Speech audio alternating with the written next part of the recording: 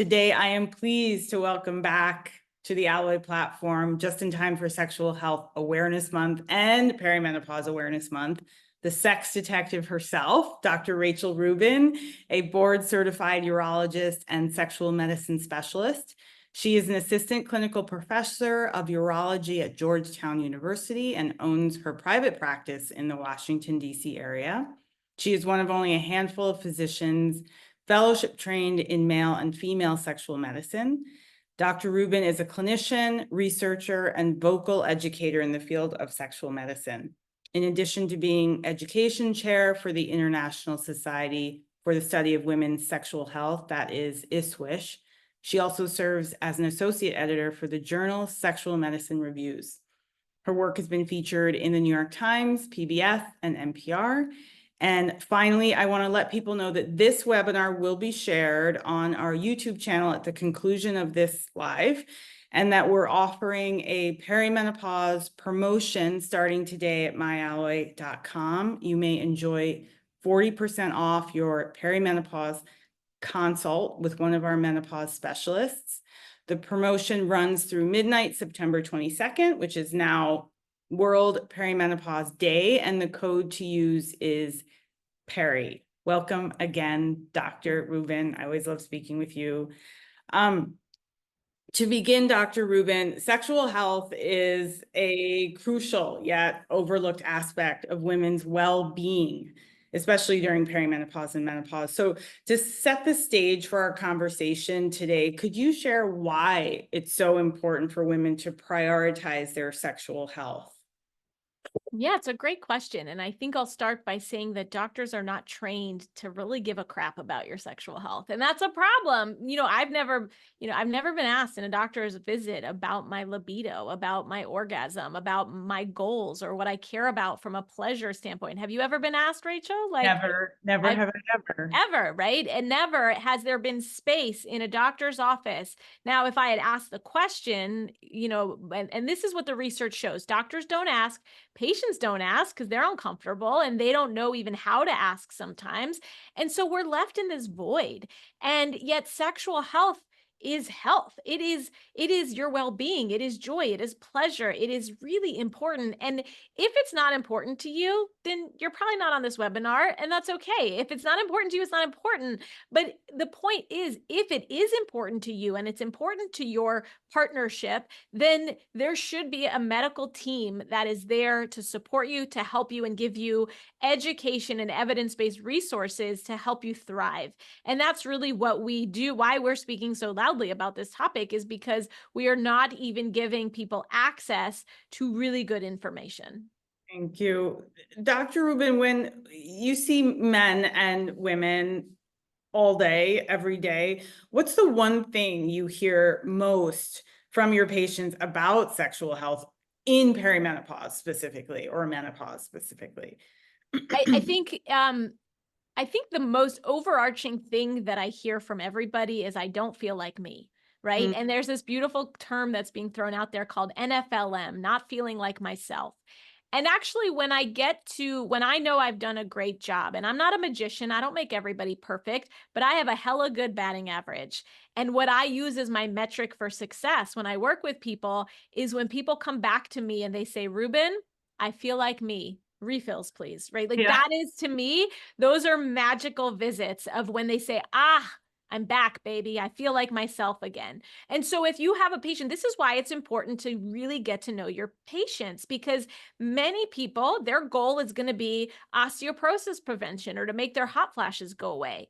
But many people come through our doors and see our clinicians and say, I really deeply care about my libido. I really don't want to have pain with sex. My orgasm is muted, and that is like, I really deeply care about my orgasm, and we take those things seriously. And that is where I think many doctors, oh, it's fine. This is just aging. Get over it. Suck it up. And no, nobody comes into our doors with a small problem. They are big problems. That's interesting. That's super helpful, I'm sure, because as you opened, who's asking us about our libido? Who's asking us about our pleasure, our sexual wellness, and so on? When people come to you, there's clearly a problem, I'm presuming, for them. that they're ready to sort of look at and face. And so getting ahead of that, if you will, is an interesting challenge, maybe. I'm wondering what might be some common misperceptions that people in this phase of life have about their sexual health.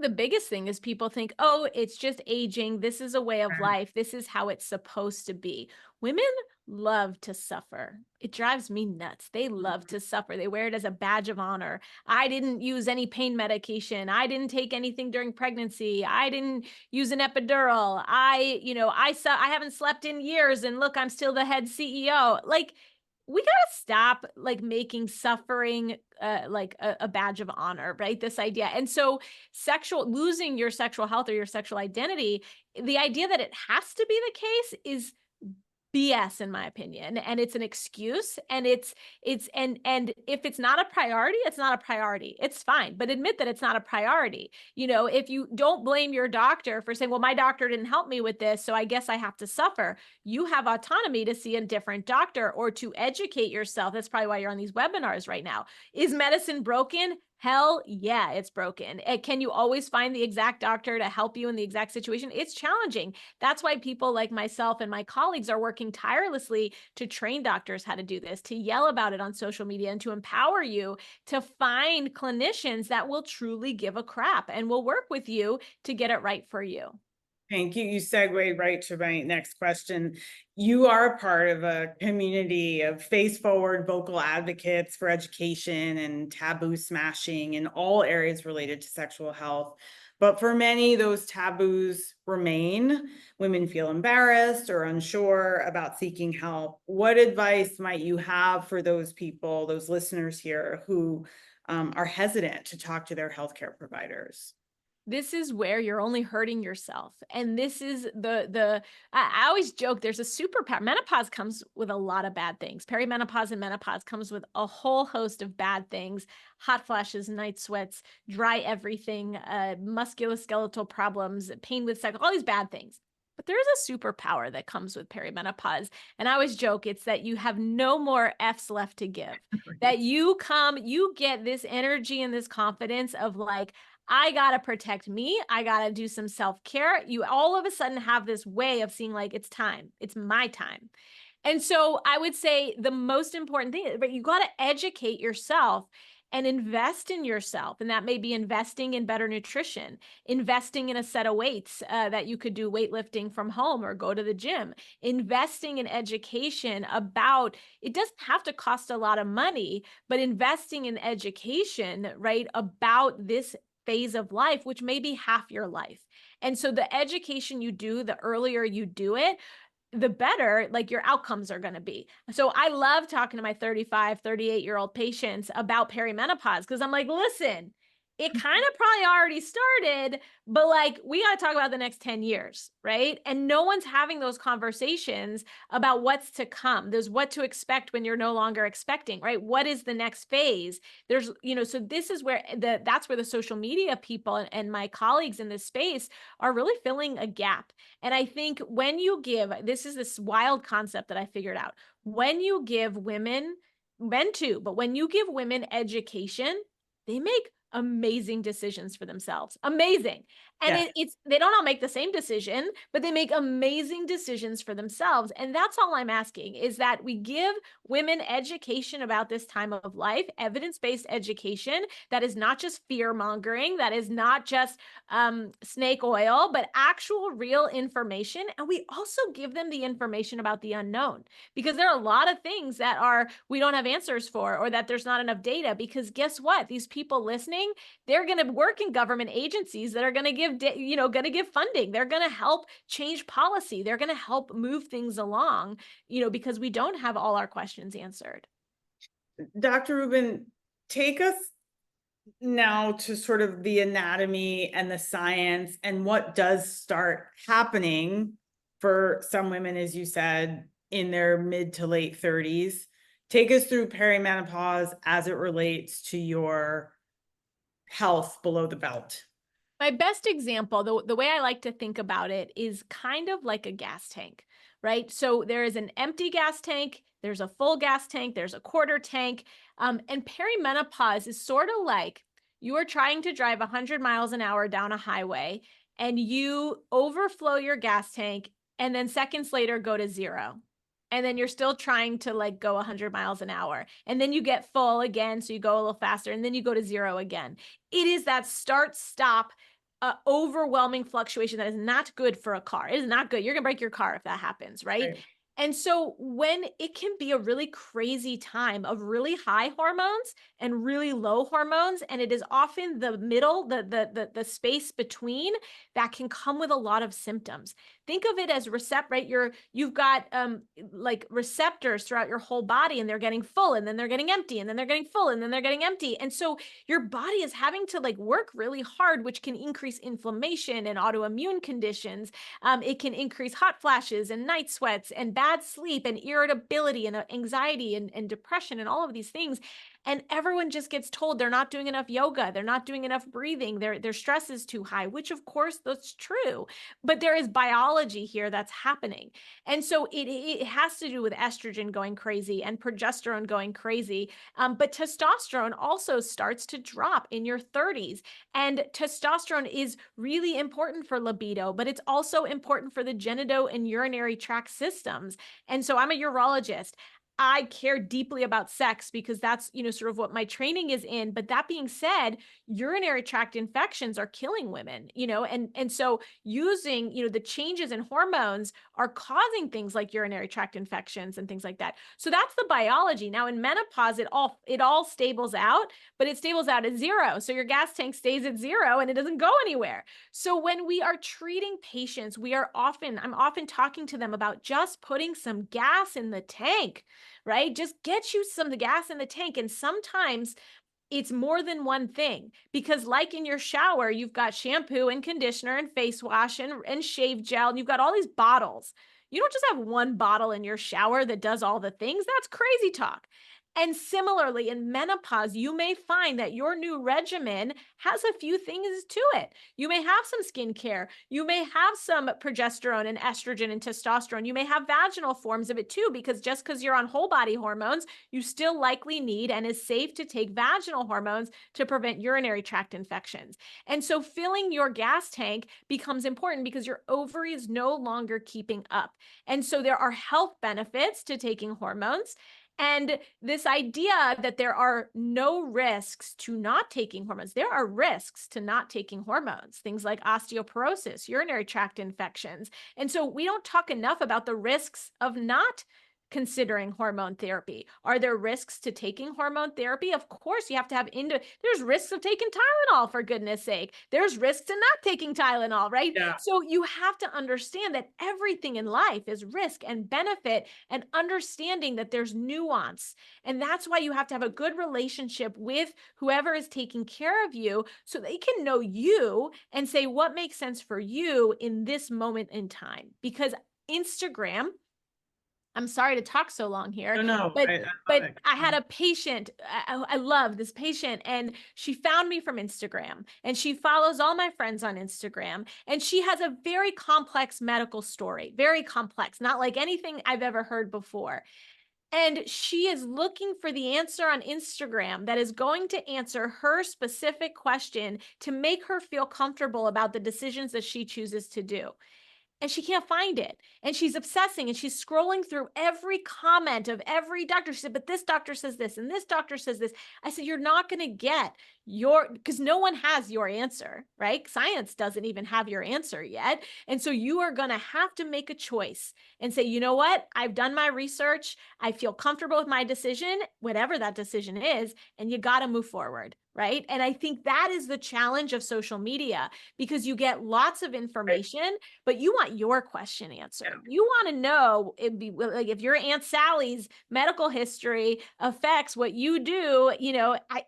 Instagram can't give you that answer. I so appreciate hearing that. And I think it should be received as a great source of encouragement and advocacy, really, is reminding women that when they look within, take all the information that they want to, cut it off, look within, figure out what their needs are, speak to a clinician that can speak to their needs, make a decision, and move forward. And those things may need to be tweaked, whatever the decision is, but it's what works for you. And that's so helpful to hear. Thank you for that. You sort of mentioned hormones broadly, vaginal estrogen. I would love to let you riff on the wonders of vaginal estrogen. You are the person I remember saying, and you just did say it, that UTIs can kill women. And you spoke about vaginal estrogen being the prevention, the treatment, and the cure. So I'd love it if you would just unpack the wonders of it. Let us know who it is okay for, who should be, when they might want to start using it, and how it is. My team and I, for my 40th birthday, which was just on Saturday, for my birthday present for me, I started what I've been dreaming about for 4 years, is a YouTube playlist that is just devoted to as many questions about vaginal hormones as humanly possible. Because every time I lecture, every time I talk, another 400,000 questions come up. Is it safe if I have a history of blood clot? How many times a week can I use it? What if I get a yeast infection? Can I take it if X, Y, and Z? It burned me. I get unlimited questions. And I am so I'm so excited to have a playlist now for doctors and patients to go to when they have questions, because in a 10-minute visit and your doctor says, hey, you need to use this, and you go home and there's a labeling warning on it that says this product causes stroke, blood clots, heart attacks, and probable dementia, you're going to throw that prescription in the garbage and say, Dr. So-and-so is trying to kill me. I'm smarter than this. He's trying to kill me. But if the doctor in that 10 minutes says, hey, I really think you need this medicine, it's going to prevent urinary tract infections. It's really important that you do this for the rest of your life. I want you to go watch this YouTube channel by Dr. Rachel Rubin, who you can click through and she'll answer all of your questions. And so we've created that. And so you can go on my YouTube channel and find the answers to your questions and give us more questions, and we will make more videos, because what happens, this is one of the most important medical concepts that is so simple and is being screwed up at every single level. It is so simple. So let's paint the picture here. Your genitals are all genitals are hormone sensitive. When there are hormones, they thrive. They are thick. They lubricate. They are healthy. They have acidic, if it's a vulva and vagina, it's acidic. So healthy lactobacillus are growing and the microbiome is on point, and you can fight infection, and you can have sex, and you can wear pants without thinking about your genitals, and you can sleep through the night without urinating. When hormones are robust, you feel great most of the time, right? What happens in perimenopause, often in your 30s, is your hormones start to shift. Your testosterone starts to drop, and your genitals need testosterone to thrive. And so what happens is you start getting urinary frequency or urgency. You start to get itching or burning. You start to wake up at night to pee. Now, this doesn't apply to everyone because everyone's a little different, but you may start to have pain with sex. You may start to have dryness. Your orgasm may have started to get muted, and no one's explaining this to you. Now you need extra lubricant. Your partner's saying, what, am I not sexy enough anymore? Do you not like me anymore? Then you start avoiding sex, because why would you have sex if it hurts and it's painful and irritating? And so this is what happens. This is called the genitourinary syndrome of menopause, or GSM. Now, the craziest part is GSM as a term was only defined in 2014. We used to call this vulvovaginal atrophy. Like somehow you're atrophic and everything's shriveling up and disappearing, which sounds bad. And also we minimize it. We say this is just a little vaginal dryness. Just a little vaginal dryness. Suck it up, you'll be fine. This is not just a little vaginal dryness. This problem causes urinary tract infections, which is killing people. And so we have had vaginal hormones, low dose, local vaginal hormones that don't fix your hot flashes, that don't help your bones, that don't go through your bloodstream, that are safe for your great-grandmother to take in the nursing home. They have been around since the 1970s. And yet no one is offered them. No one is told about them, and people are not using them. And now when I got out of my training, a tube of estrogen cream was $500. Now that tube of cream can be as little as $13. So there's no longer a cost issue. These are generic, inexpensive medications. And we have about 4 or 5 different options that people can do. It doesn't have to be a cream. It could be an insert. It could be a ring. And so if you use this and you use it forever, you can decrease your chances of getting a urinary tract infection and having pain with sex. Now, the dose is so low that your bloodstream levels don't increase. So on the bad side, it doesn't help with your hot flashes or your bones or, your skin. But on the good side, there's no risk when it doesn't go through your bloodstream. It's like putting hydrocortisone on a bug bite. It's a steroid, but it's a tiny low dose amount that doesn't go through your bloodstream. So there is no way you're going to get a stroke, blood clots, heart attack, dementia, or it's going to somehow grow a cancer, on its own. There is zero data on the planet that shows problems with it. And again, I know I'm speaking very long, but it is so important that people understand the difference between birth control style pills of giant nuclear bomb levels of hormones and baby tiny low doses of vaginal hormones that protect the vagina to make sex possible, to make intimacy possible, and to make urinary tract infections a thing of the past. Because your current antibiotic use, you get resistant, you die.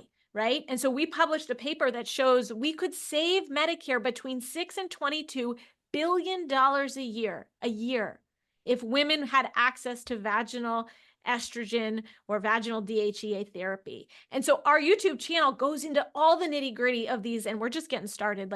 This is a passion project of mine. So I'm sorry to talk for so long, but women are dying. Your mother, your aunt, your grandmother, they are dying. They are getting put in the hospital. They are getting put in the nursing home. They are leaking. They are miserable. And a $13 tube of cream can save their lives. And yet no one's talking about this. And so this is why I get so fired up.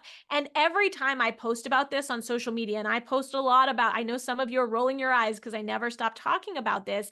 Every story that is in my comments, this happened to my mother. Yeah. This happened to my grandmother. I was in the operating room a couple weeks ago, and the scrub tech, she says to me, this is my grandma. This is what happened to a family member. 2 or 3 family members of mine had urinary tract infections, and they died. They died. Sorry. Yeah. No. Please don't apologize. I love the education we all get from you and the passion that you exude. It is so important. This is why we keep coming back to you and asking you this specific question. If you could, and I just want to let you know, Dr. Rubin, I'm going to turn in a moment to some of the questions we've got coming in and then get back to mine. But if you could, just to put a cap on the vaginal estrogen piece, you mentioned a cream, a ring, an insert. Can you talk sort of more specifically about those options and how to use the cream? Because this comes up a lot also, and I don't think we can say enough how best to use it so that it's effective for you. So the best product for you to use is the one that you can afford and that you will refill till death do you part. So they're all very similar, and not everyone tolerates all the products the same. So creams can sometimes be goopy or messy or irritating even. There's chemicals that can be irritating. But it is the cheapest option we have available in 2024. And so whoever's listening, let's get more cheap options and more affordable options, right? There are ways that we can change this. But the cream and the estradiol cream, specifically the generic estradiol cream, is the cheapest that we have on the market. But you have to use enough of it, because so many doctors tell their patients, just take a tiny little pea size and just put it around the urethra. You can take your pea size and put it on your urethra every day. That's fine. I will not take that away from you. But you have to also make sure that you use enough in the vagina so that it acidifies the whole environment so that it fixes the problem. So we recommend typically a gram of the cream at least twice a week. Some people will do it every day for 2 weeks and then go to 2 or 3 times a week, but you want at least a gram. And so it comes with a reusable applicator. You don't have to use the applicator every time, but measure out a gram on your finger, like you would put toothpaste on your finger, and make sure that whole finger goes in, or the applicator goes in the vagina, and that you rub the cream into the walls. Why? Because it may just fall out and get messy, and it's going to mess up your underwear or your sheets, and you're going to be grumpy, and you're going to come to my Instagram and complain. But if you rub it in, like you put sunscreen on, you don't put 3 globs of sunscreen on and go to the beach. It'll all drip down and be messy. You spend a few minutes rubbing it in so that you don't see the big white cakey globs of sunscreen. Do the same for your if you're using a vaginal estrogen cream, do the same and just rub it into the wall so that it absorbs. It cannot hurt a penis. If there's a penis anywhere near vaginal estrogen, it does not hurt the penis or the owner of the penis. It is fine. And we have videos of this on our YouTube as well. So that's why I like inserts, because you don't have to measure it out. You don't have to rub anything in. So a lot of times insurance will cover the vaginal estrogen tab inserts, and they come in 10 micrograms, and you do that every day for 2 weeks and then twice a week. Now you can still put a little bit of the cream on the urethra or at the opening, and there may be reasons to do that. And so the ring is nice because it stays in for 3 months at a time, but is a little bit harder to get insurance to cover it. And then vaginal DHEA, which is an FDA approved product that has a little bit of estrogen and androgen, because remember I said you have testosterone and estrogen in the body. Right. That is an every night suppository that can be quite lovely to use. So these are the tools. Now, again, it's not a which is best, Dr. Rubin. I have to know the best, because it's not necessarily about the best. It's about the one that you like and the one that you will keep doing, because if you don't keep doing it, it will not work. We go back to baseline. So I'll get people coming to see me and my colleagues. We have this wonderful practice in Washington, D.C. and LA, and we get people from all over the world. They come to see us. And when they don't have that foundational element of hormones in their vagina and for their bladder, it's really hard to do all the extra stuff, the surgeries, the tweaking, the high level stuff, because this is the foundation. And if the foundation is not strong and healthy, then we need to start from scratch. And so you have to find the right product that works for you. And just real quick is if you're on a patch or a cream or a pill of estrogen for your hot flashes and your night sweats and your bone protection, you need vaginal hormones still. It is very, very, very likely that you still have the frequency, the urgency, and the UTIs and things like that. And it doesn't add any risk, any danger, any harm to your whole body hormone therapy to also use vaginal hormones. And that is an expert level thing that gets missed a lot of times. Great. Thank you so much for that. Dr. Rubin, you mentioned something, and somebody's also asking about vaginal DHEA, which is not something we have at Alloy, but what is that and what does it do? Yep. So that is a product called Intra Rosa vaginal DHEA. It's an FDA approved product that is made up of DHEA and palm oil, and you put it in the vagina and it acts just like vaginal estrogen, but it adds a little androgen component. And so there's data to show that it helps with that superficial pain at the vulvar opening that can hurt a lot of people. And so if you've been on vaginal estrogen at the right doses for at least 2 to 3 months and you're still having problems, sometimes the answer is pelvic floor physical therapy. Sometimes the answer is switch to vaginal DHEA. So there's some reasons why, again, this is where the Instagram answer is not always your answer. Right. And so it's sometimes challenging to get that right for you. Somebody asks how far inside the vagina, and I think you sort of displayed it, but how far inside the vagina should you insert the applicator? Again, don't overthink it. Like I get, it's, one thing that we do in our office and you can do at home, get on Amazon is pH paper. Is you can literally just check the pH of the vagina. You take a Q-tip, put in the vagina, rub it on the pH paper. We need a pH of 4.5. So I don't think that you don't have to get it all the way up to your cervix. You really, put a finger depth in and rub it around the walls and it will do the trick. And so I don't think there's any magic to that story. Now, if you're just putting a tiny bit on the urethra, I find it hard to believe that that's enough to acidify the whole canal. And so that's where I would tell you, if it's not working and that's all you're doing, please do more. More is not dangerous. More is not harmful. There is no data on earth to show scary things happening with these products. And so that's what I would recommend. Great. Thank you. Just to pivot back to these questions of it, are there any lifestyle changes like diet or exercise that can impact sexual health at all during perimenopause and menopause? Of course. So sex is if we always say, if it's good for your heart, it's good for your genitals, right? Because the genitals are vascular structures. And so when you exercise and you eat well and you sleep well and your body, your brain is fueled and you feel great and you feel sexy and you've got adrenaline pumping and endorphins, yeah, you're going to have great sex. And so, of course, diet and exercise are helpful, but they're not the whole story. This is where it's a component of this biopsychosocial approach, right? If your partner is a jerk and you hate them, no pill, no exercise routine is going to make you a sex kitten with this partner. And so this is where it's important to really get to know your team members. And often it's not just me. I always say, it's not just me that quote unquote fixes someone, but it's often a team. And maybe that team is a mental health person and a nutritionist and a personal trainer and a pelvic floor physical therapist. Like sometimes it's the whole team, because when you feel great about yourself, then you're going to feel great in the bedroom. And if I could give anyone a pill, it would be a pill in investing in you giving a crap about yourself. Because the more you prioritize your health, your self-care, your pleasure, and your orgasm, your sex life is going to get a whole lot better. But if all you do is give to others, you give to your kids and your parents and your partner, and you're just giving, you're empty. Yeah. You're empty and you don't prioritize you. And so too many people, I always joke, my first book is either going to be called The Sex Detective or it's going to be called Lazy Sex. Okay. If I say it out loud, maybe one day it'll happen, because people are having lazy sex, right? They're saying, why isn't my sex life so good? Why aren't I having great sex? And what are they doing? It's 11 o'clock at night and the kids are just got into bed, and you look at your partner, you're like, do you want to do it? No, I don't want to do it. Do you want to do it? Okay. I'm going to go to bed. I'd rather read my book. Like, you're being lazy.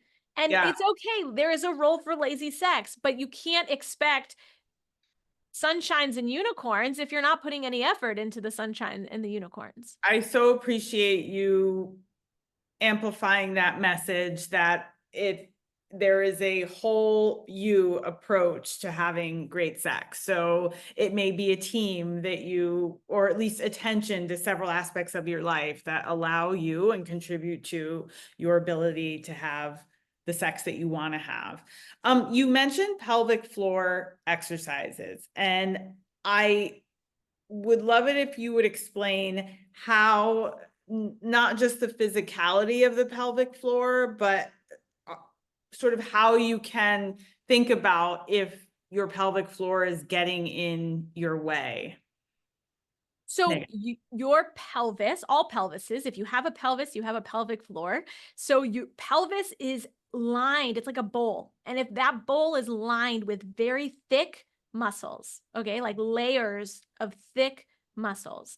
And just like muscles anywhere on your body, those muscles are doing things, right? They're contracting and relaxing, and they're trying to hold urine in and farts in, and they're trying to relax for sex, and they're trying to have orgasms, and they're trying to do all these things for you. They are holding in all your organs. So as you stand up all day, all your organs are trying to fall out of your pelvis, but your pelvic floor muscles are holding them inside.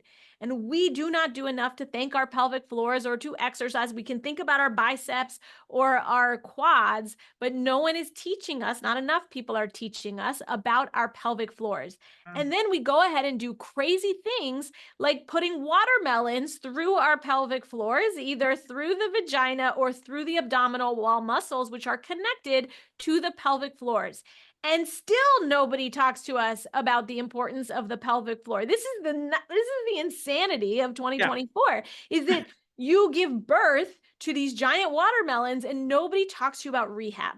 My dear mother-in-law, during the height of the pandemic on lockdown, got a knee replacement, and Medicare paid for a physical therapist to come to her house 3 times a week during lockdown, right, to rehab her knee.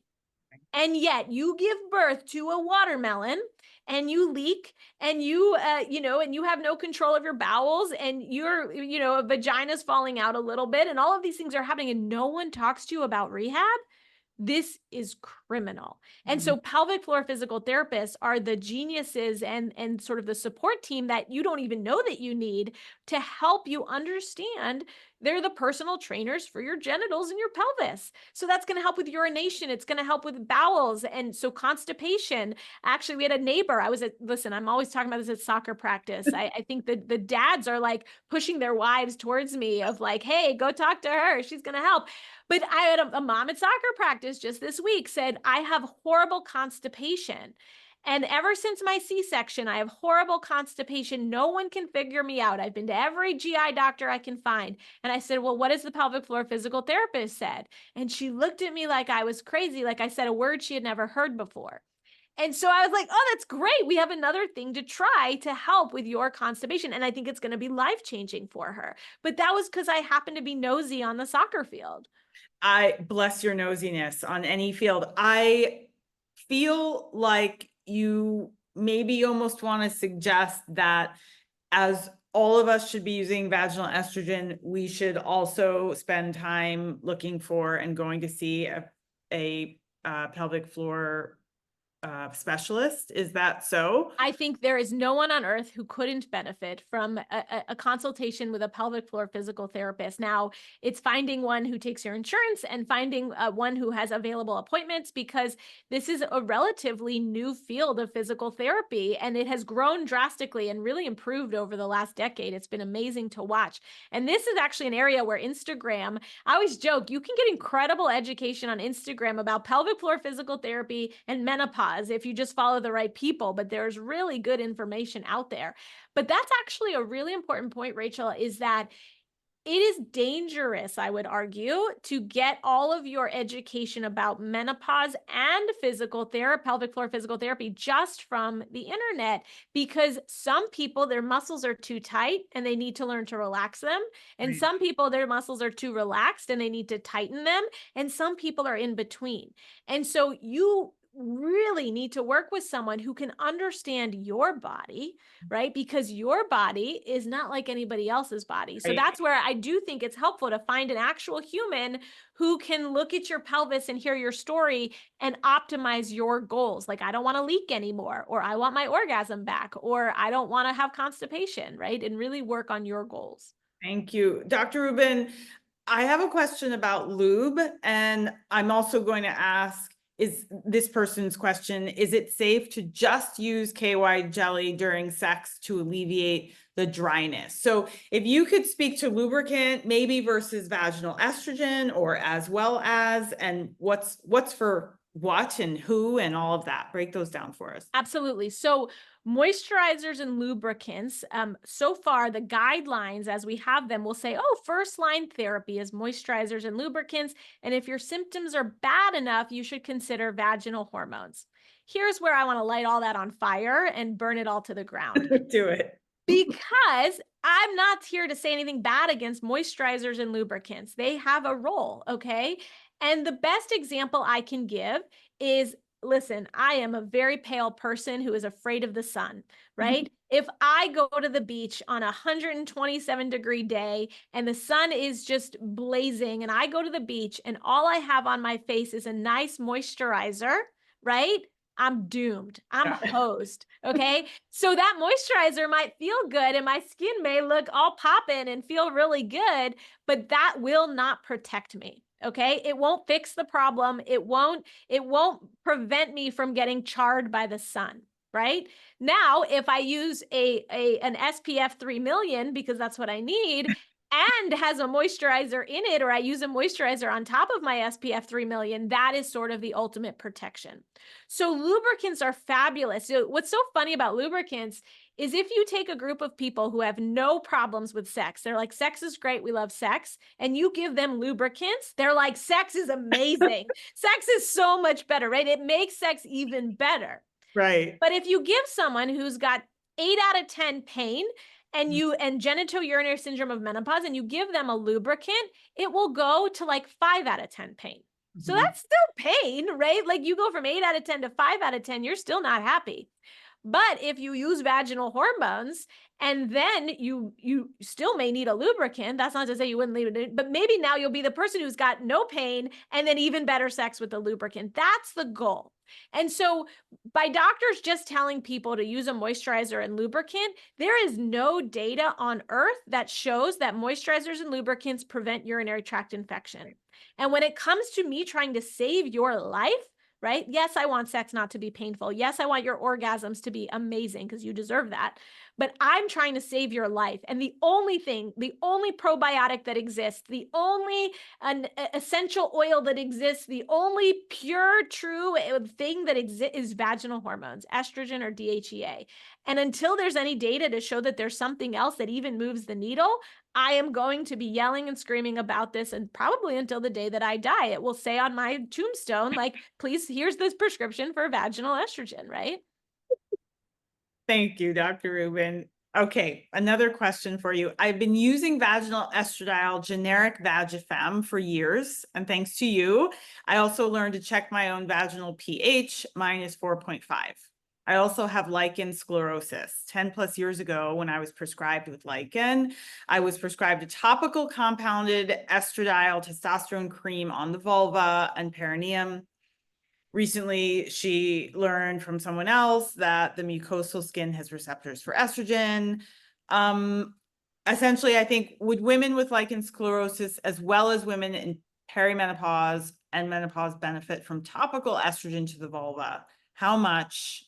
And would it help with libido? Can you speak about, that's a big question. We can unpack it a little bit. So, lichen yeah, sclerosus. absolutely. So we have a great, if you go on my social media and you go to the link in my bio, there's a couple really good recent webinars we've done with the Lichen Sclerosus Foundation. And there's a couple people in the field who are doing really great work on education around lichen sclerosus. Yeah.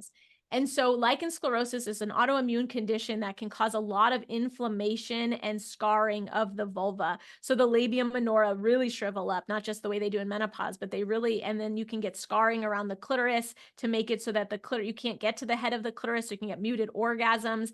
And it's actually very dangerous. Left untreated, lichen sclerosus can become vulvar cancer because all of the inflammation that occurs. So it is really important that lichen sclerosus is treated and treated aggressively, and also that you have someone with eyeballs that are smart looking at your genitals, at least once a year to make sure you're doing okay.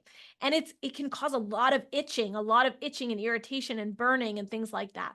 Now, the classic treatment for lichen sclerosus is high potent topical steroids, something like clobetasol. And you got to use them regularly and with a maintenance regimen.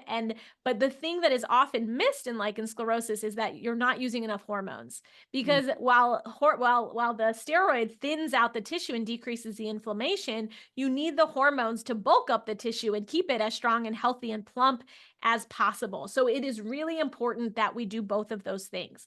Now, for this patient, again, this is where you're getting into the nuances of the individual questions of when it gets to high level stuff. And this is where you have to work with a clinician who is obsessed with all of this, because that's what it's going to take, because there's not a perfect answer here, but there is the expert opinion answer here. And I think that person is correct. The opening of the genitals are very, very rich in hormone receptors, estrogen and testosterone. And so there is a role of, in addition to the Vagifem that she is using and should continue to use, that she puts a topical estrogen, even estrogen testosterone cream all around that area to really bulk it and keep it healthy. And we do that very commonly in our practice, whether you have lichen sclerosus or not. And so there's also a role of switching your Vagifem to intrarosa or vaginal DHEA, and there's some research to indicate that. Now, these are small studies and small sample sizes, and we need a whole lot more data. But what's so fun and hopeful is I'm on a text chain with some vulvar specialists throughout the country, including dermatology, gynecology, urology, urogynecology, and we scheme all day, every day. And what we're learning, and they're researching, and we're getting the word out, and we are really pollinating this information and begging for more, which is what is so fun. And so we're trying, but we still have a crap ton of work left to do. Thank you so much for that. Someone asked, and I can't find the question now, but I believe they asked, is there a medical study or paper that they can bring to their clinician and say, please prescribe vaginal estrogen to me? Yes, in fact, okay, so we actually just created this, and I will put it in the news. So sign up for my newsletter at rachelrubinmd.com. Okay, this is like, I'm not kidding. Like, this is high yield. I'm going to send papers and research and YouTube videos and all this thing. And it's something we just created is a literal PDF handout that has all the prescriptions, the symptoms of GSM, all the prescriptions that they can write, and a QR code to our YouTube channel. And so it is the handout. So rachelrubinmd.com, sign up for our newsletter. And I promise you this weekend, I will send you that PDF so that you can have it and bring to your doctor, send to your doctor. And again, that's why we started our YouTube channel where we have short videos, long videos. We just did a webinar. You'll be so proud, Rachel. Dr. Ashley Winter, my colleague who's seeing patients in LA. So if you're in LA and you want an amazing doctor, go see Dr. Winter. We just did a 1-hour webinar all on how to prescribe local hormones for GSM. We had over 500 people register, which is so awesome. And it's now on our YouTube channel for free. Anybody can watch it. Send the link to your doctor. Say, hey, I know you're going to be annoyed with me, but this will change your practice. Go listen to these ladies. And we have good reputations. We're very reputable. We're publishing, we're researching, we're advocating.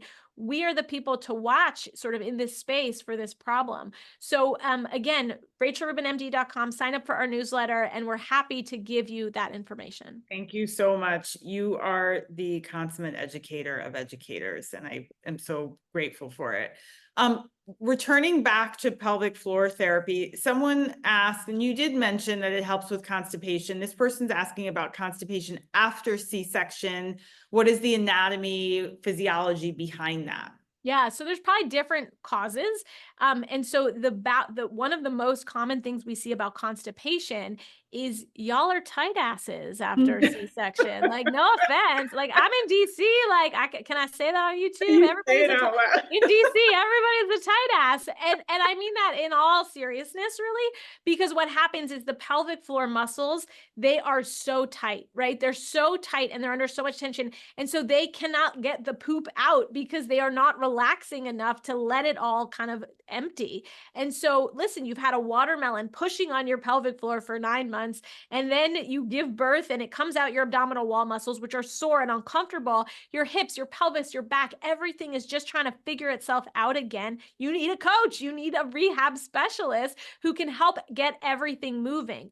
And your guts were all pushed in all different positions. And then again, the watermelon comes out and now they're just trying to kind of figure out.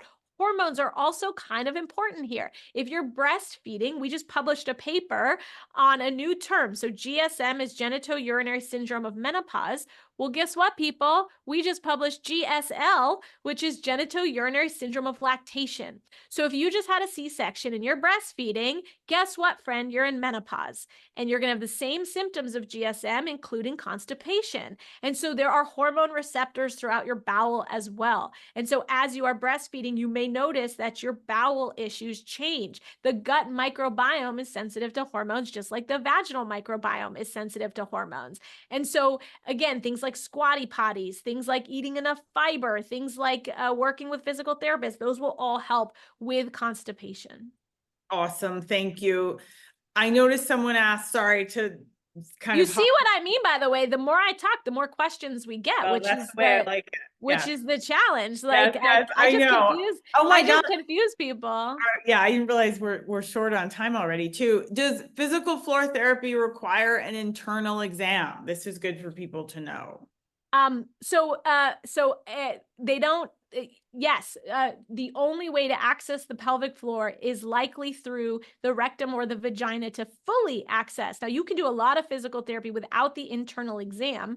And they don't do the internal exam the first second they meet you. They get a full history, they talk to you, but these are trained professionals who can work on these muscles. And just like if they needed access, like if you want to examine my tonsils, you're going to have to get there through my throat. Like it's the only way you're going to be able to find my tonsils. And so that's again, how they can access all these muscles fully. If you are not comfortable, the question is, are you having GSM and pain? And so you need that treated first. And that's a common problem. Are you too uncomfortable by, the trauma of having exams? And that way we want to start with, again, the psychosocial stuff behind what do genitals mean to you? Because I just had a filling yesterday and they had to get all up in my teeth, right? And nothing, I had to do it, even though I have a lot of fear of the dentist. And so we have to meet you where you are, but also know that like, we're so comfortable with our faces because we look at them every day, and we can get comfortable with our genitals because they're just body parts. Okay, that's all they are. Like they should be neutral body parts. They should be more than neutral because they can bring you orgasm and pleasure in human life. Like genitals are amazing. They're literally amazing, and yet we feel nothing but shame and guilt and privacy and uncomfortable with them, and that's insanity. Yes. Sorry, I was absorbed in what you were saying, and it is absolutely true. And that's why your voice is so necessary and appreciated. Someone asks, what are some anatomical reasons for anorgasmia? Am I saying that correctly? Other than clitoral adhesions or a hypertonic pelvic floor? Those are two very good reasons for anorgasmia. Okay. And not being able to have an orgasm is one of the most challenging problems that we face as sexual medicine clinicians, mostly because a lot of things can, the question is from between your brain and your clitoris, where is the problem? And it could be anywhere along the track, and it's a track. And so it could be a clitoral adhesion where your clitoris, where there's not access to your full clitoris. It could be a tight pelvic floor muscle. It could be a bulge in your spine. The same thing that causes sciatica can cause you to not have orgasm. It can be your antidepressant. It could also be the way you were raised thinking about sex and you have a block of not wanting to release and relax pleasure. It could even be that you haven't found the right vibrator and device that goes outside of the genitals, because penetration is not how most people experience orgasm, and you've been trying wrong the whole time. And so this is where the sex detective stuff comes in, because we don't have all the answers, but you deserve a detective to help you figure out, because everyone deserves access to orgasm and pleasure and joy. If there is one piece of advice, Dr. Rubin, you could give to women struggling with low libido, in particular around perimenopause and menopause, what might you say? Education, right? You got to educate yourself, because there's a toolbox. There is a big toolbox. I actually just did a talk right before I got on with you with somebody else about that toolbox. And it is a biopsychosocial toolbox that starts with education. Do you have space in your life for joy and pleasure and sex right now? Like, are you just so busy with just surviving? Because when you're just surviving, pleasure and joy and orgasm is not on your list of things that are a priority. In fact, it goes very low on the list of priority. So are your basic life needs being met? And if not, what are we doing? How are we going to get there? Right? So education is really important. And then the biology piece of if your gas tank is empty, how are you going to feel joy and pleasure and libido? And so my job is to fill your gas tank with biology, but also to force you to work on the psychosocial stuff, your relationship, the fun. Are you having lazy sex? If you're having lazy sex, why would you want it? My friend Kelly Casperson, who just wrote a book that everybody should get called You Are Not Broken. I love this book because, again, she always says, if you're having mushy broccoli sex, why would you want? No one wants mushy broccoli. No one will choose mushy broccoli. But if mushy broccoli is the only thing in front of you and you're starving, you will eat the mushy broccoli for your nutrients, right? But don't have mushy broccoli sex. Put some effort into roasting them a little bit and making them a little crispy and adding some, glaze or whatever. Yeah. So put some effort in, and it's like everything in your life. The reason you're good at your job and you're good at parenting and you somehow make sure your kids have lunch every day or your parents are taken care of, putting that same effort into your pleasure and your orgasm should be a priority. And if it's not, take the ownership of that and say it's not a priority. Maybe it will be in the future and we'll work on it then. And that's okay too. Thank you. That was fantastic. Someone asks, how do you avoid vaginal estrogen discharge the following day? Seems like the moisture is causing itching and discomfort. So if you're using the cream, that trick of really rubbing it into the walls is going to be helpful.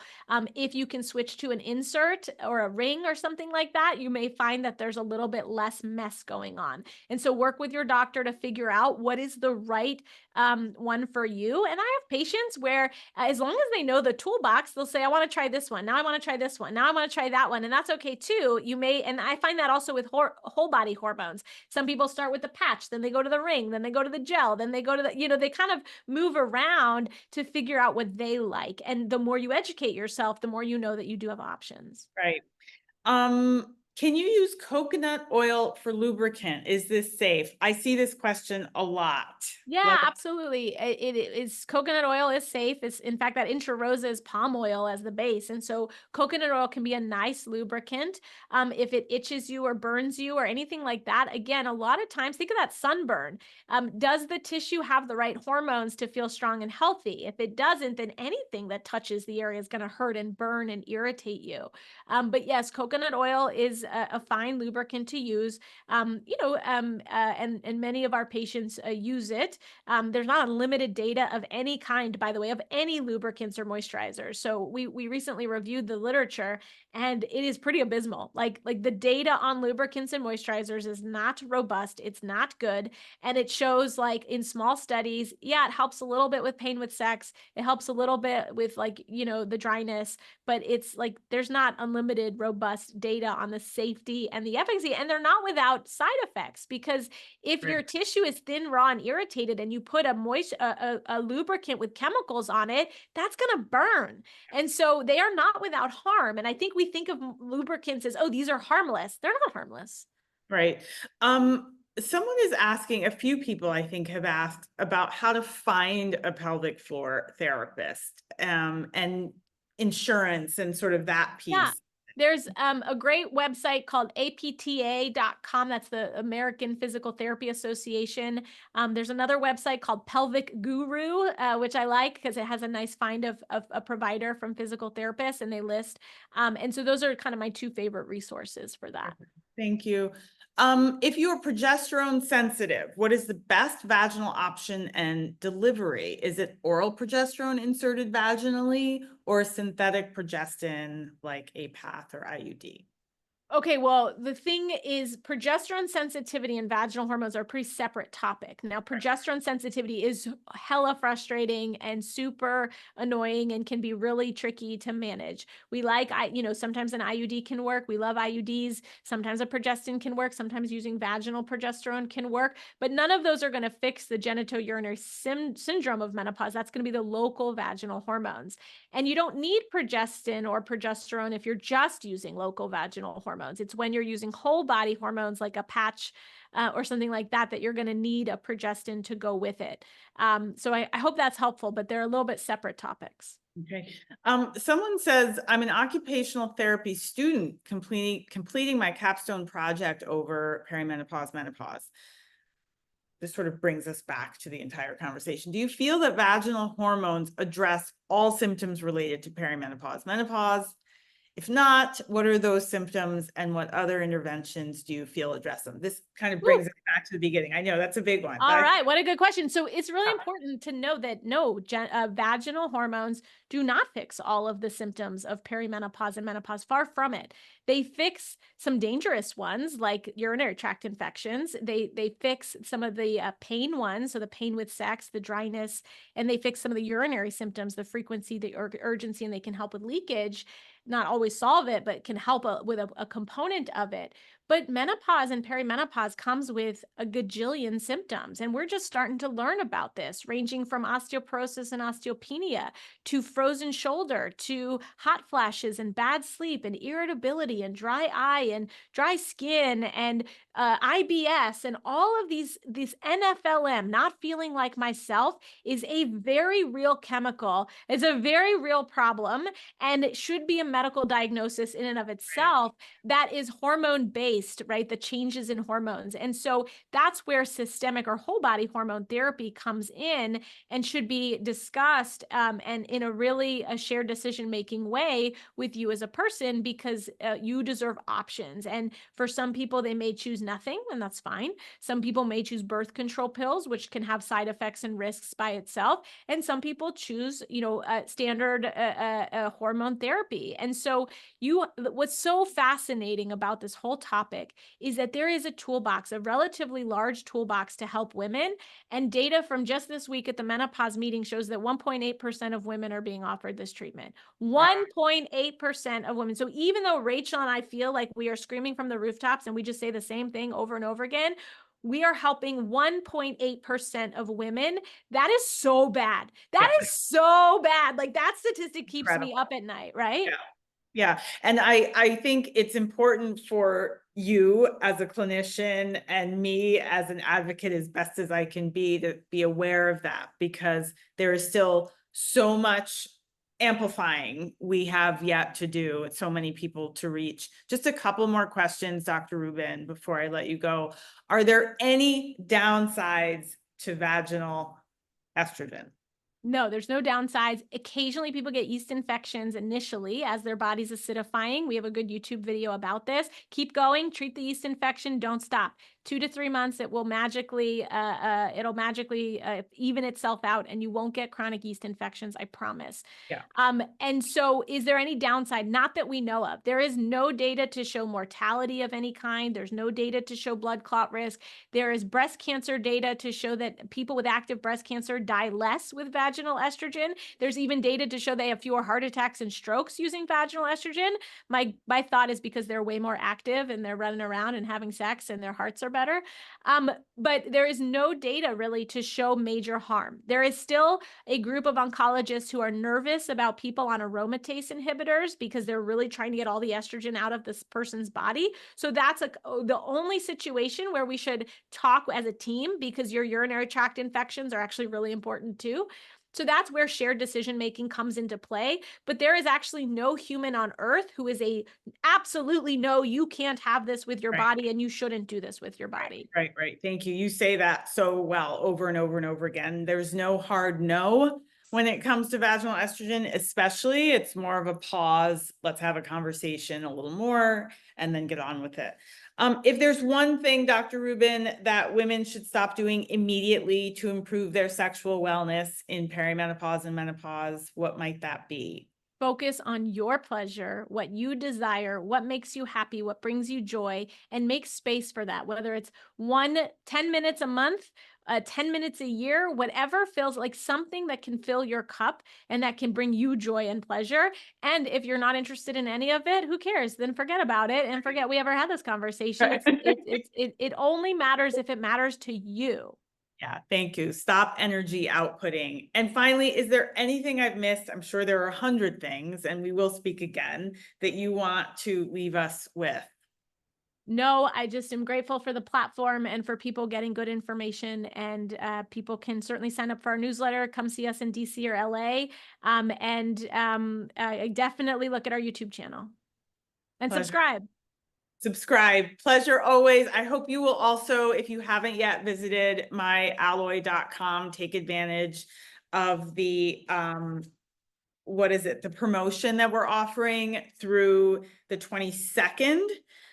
You can use the code PERI and get 40% off your perimenopause consult, which is the beginning of a whole new world of education and empowerment and health, and an easier perimenopause and menopausal season for you.